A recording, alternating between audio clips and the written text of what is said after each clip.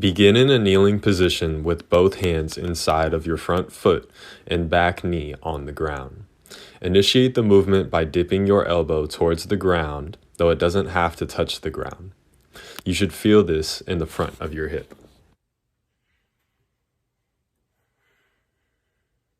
Begin in a split stance with one foot propped up on an object, such as a bench. Initiate the movement by twisting through your thoracic spine, which is your mid-back, with your eyes following your hand to your end range as you twist. Try to keep your hips as square forward as possible to ensure the twisting is coming from your thoracic spine and not from your hips. Begin by putting one leg in front with the heel down and toe up. Initiate the movement by pushing your hips back, which is hinging. You should feel a stretch in your hamstring, which is in the back of your thigh, and calves, which is in the back of your lower leg. End the rep by squeezing your glutes to extend your hips forward. Avoid rounding the back as you lean forward. The movement should be primarily at the hips. Begin standing with feet wider than shoulder width. It's okay if your feet are slightly pointed outward, but the target leg's heel should stay on the ground. Initiate the movement on one leg by bending that leg's knee, pushing the hip back, and keeping the heel on the ground. The opposite leg will remain straight throughout the movement, which will feel like a stretch on that leg's inner thigh. Your torso will bend as you descend, but try to keep your chest somewhat up. Return to the starting position by squeezing your glute, which is the back and outside of your hip, and quad, which is the front of your thigh, on the bent leg to extend that leg's knee and hip to the starting position. Keep your belly button towards your spine throughout the exercise. Begin by lying on your back with legs straight. Initiate the movement by bringing one leg towards your chest and grabbing it.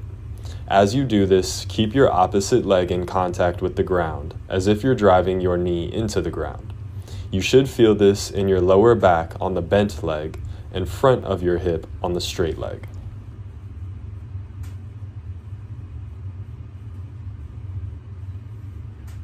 There are two ways to do this stretch. One is sitting up and the other is lying on your back, which is called supine. Begin by putting one foot above the opposite knee, meaning left foot just above the right knee, so that your legs look like a 4. You can increase the stretch by bringing your legs and chest closer together, and also by straightening out the leg that looks like a 4 to a 90-degree angle. You should feel this in your glute. Begin on your hands and knees in table pose. As you inhale and move into cow pose, lift your sit bones upward, pressing your chest forward and allowing your belly to sink.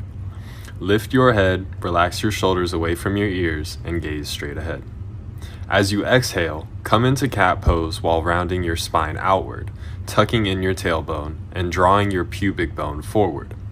Release your head toward the floor, just don't force your chin to your chest. Most importantly, just relax. To do the pec stretch, put your hand around a sturdy object, and then turn away from where your hand is holding the object.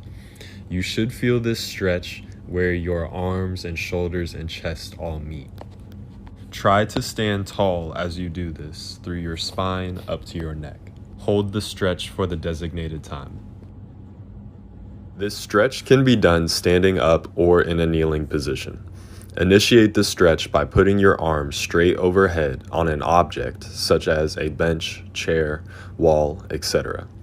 Then push your hips to one side, which will stretch the opposite lat. So if you push your hips to the right side, the left lat will be stretched. You should feel this stretch in your lats, which run on the back and side of your body from your armpit down to your hip.